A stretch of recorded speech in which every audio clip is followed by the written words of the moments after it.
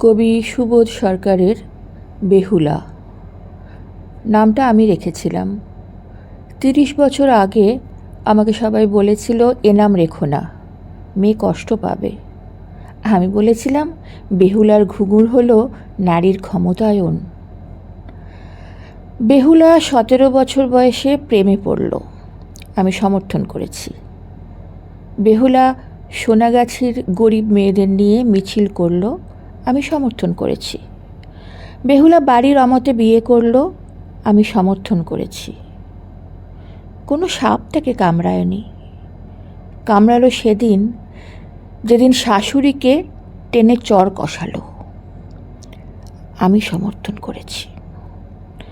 সোনাগাছির বাইরেও সোনাগাছি আছে কলকাতায়, সেই রকম একটা 5 স্টার থেকে নিজের বরকে ধরে শাশুড়ির সামনে নিয়ে এলো। সিগারেট ধরিয়ে সারা ঘরে ধোয়া ছেড়ে হাতে ডিভোর্সের ফাইল নিয়ে বেরিয়ে এলো যেদিন, আমি সমর্থন করেছি। আমি সমর্থন করি বা না করি তাতে কিছু যায় আসে না একটি মেয়ের। সৎ এবং বেপরোয়া একটি মেয়েকে দেখলেই মনে হয় তার নাম বেহুলা।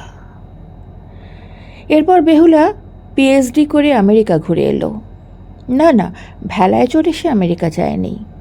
রাষ্ট্রপুঞ্জে যেদিন বাঙালি মেয়ের বিশ্বায়ন নিয়ে চোস্ত ইংরেজিতে পেপার পড়ছিল, আনন্দে আমার চোখ ভরে গেল জ্যোৎস্নায়।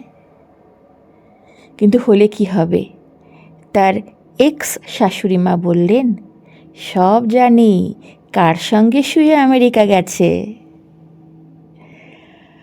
আমি সমস্ত শাশুড়িকে বললাম, যদি এইভাবেই যাওয়া যায় তাহলে আপনার নিজের মেয়েকে কেন রাষ্ট্রপুঞ্জে পাঠাচ্ছেন না মা? বেহুলা আমার বুকে মাথা রেখে কাঁদছিল।